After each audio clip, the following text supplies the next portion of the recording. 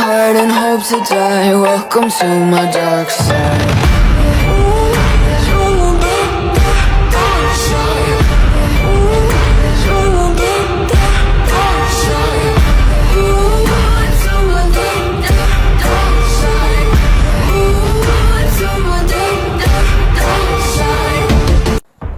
Finally, nabili ko na rin kayo.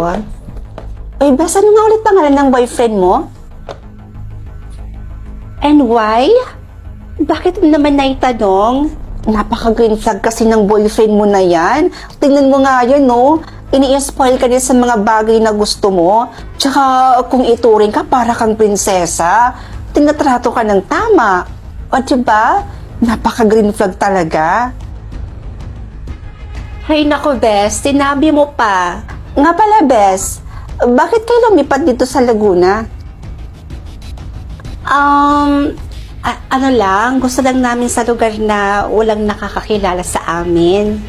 Eh, ano naman kung may makakilala sa inyo?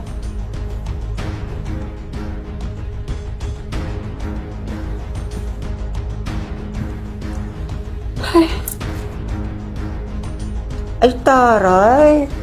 May babae, bakit ngayon ka lang? Ay, anniversary kasi namin ng boyfriend ko. Kaya nag-check-in kami sa... Alam mo na. Oy, sana all. Uy, siya nga pala, Bes, may dumating dito kanina na sulat. Galing daw kay... Wait, eto. Para daw kay Ben Villanueva? Oh.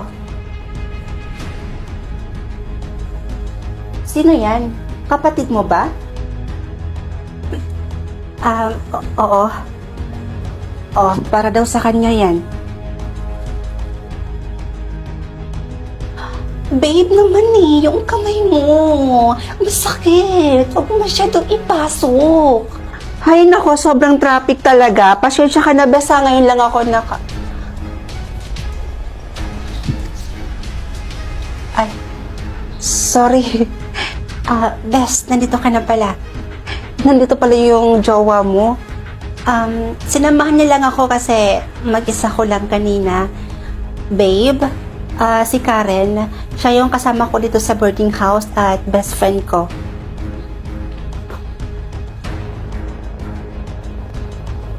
Sigurado ka?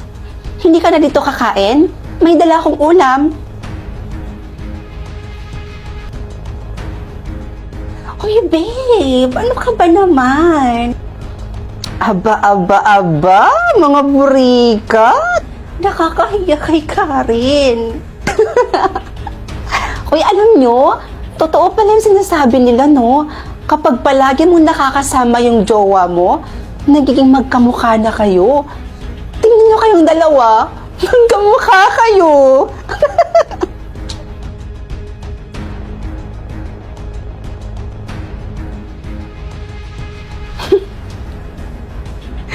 Sige. Ingat ka, ha?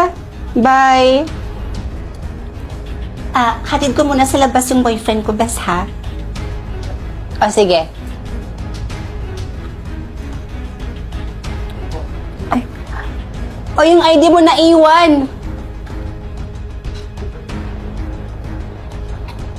Teka, ano?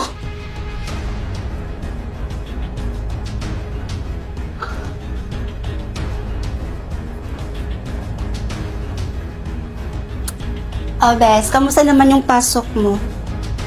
Tapatin mo nga ako. Anong ibig sabihin nito? Nikki, sumagot ka! Anong ibig sabihin nito?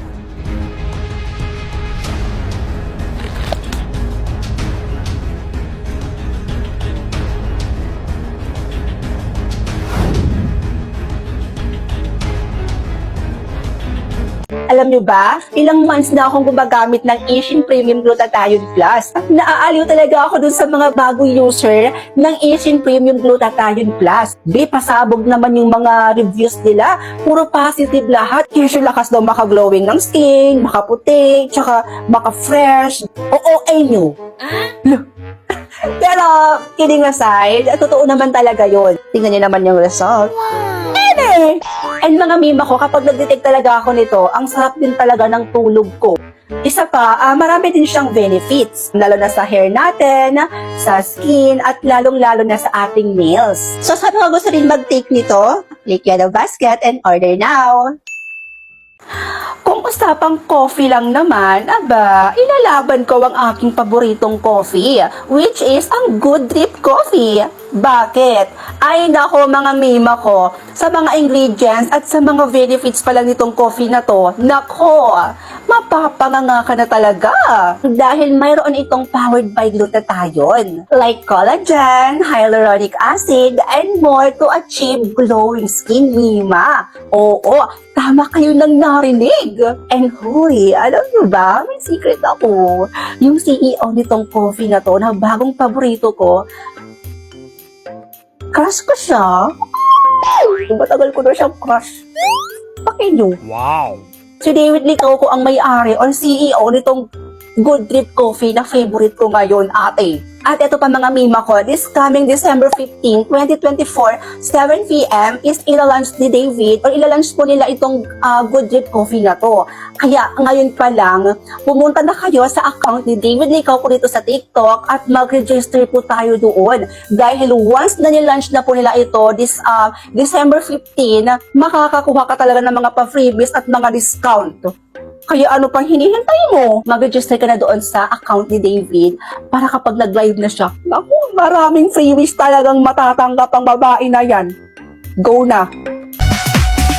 Yung may pusong malambot, siya pang chinacharot, huwag niyong hinaharot.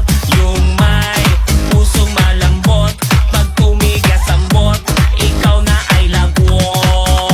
Yung may pusong malambot, siya pang chinacharot, huwag niyong hinaharot. Yung may pusong malambot, pag tumigas ang bot, ikaw na ay lagot.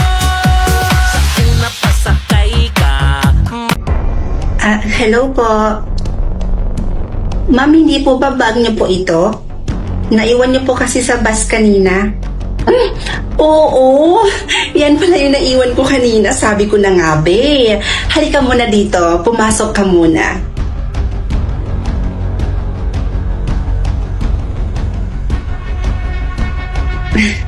Baka nagugutom ka. Gusto mo ba ipaghanda kita ng makakain?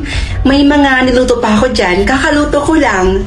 Ay, wag na po kayong mag-abala, ma'am. Okay lang po ako. Hindi naman po ako nagugutom. Alam mo, ang swerte ko. Napakapalad kong tao dahil ikaw ang nakakita ng bag ko na yan. Alam mo, wala talaga akong masasabi sa'yo, kundi ang bait-bait mo. Sa totoo po niyan, ma'am, tinuruan po talaga kasi kami ng mga magulang po namin na kapag hindi po sa amin yung bagay, ibabalik po namin ito sa totoong may-ari. Ang swerte talaga ng mga magulang nyo sa inyo.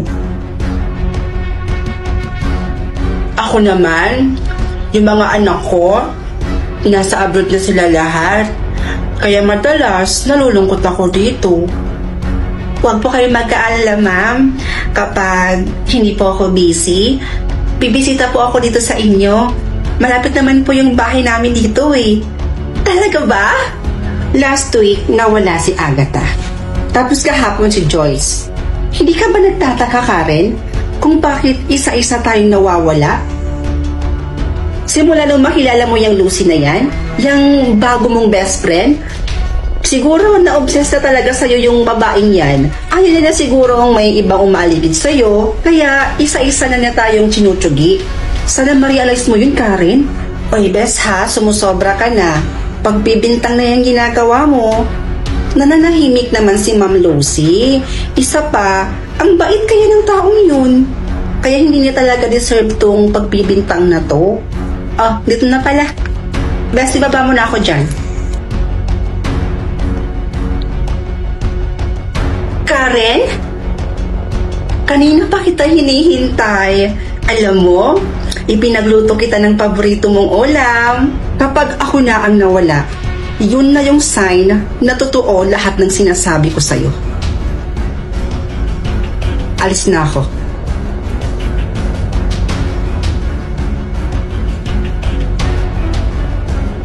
Nakakaselos kapag may kaibigan kang iba. Gusto ko ako lang.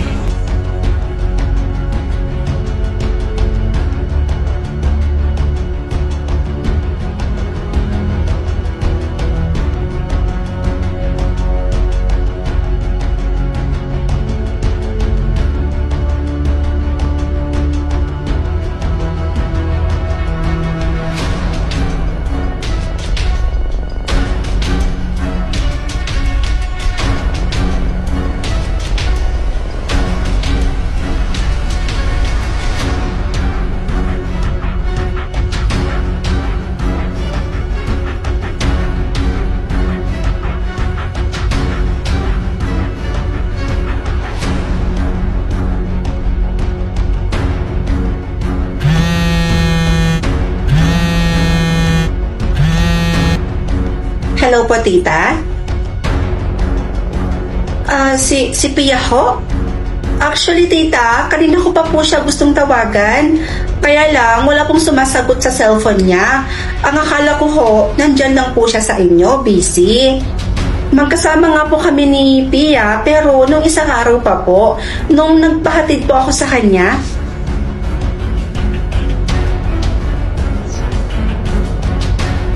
Po?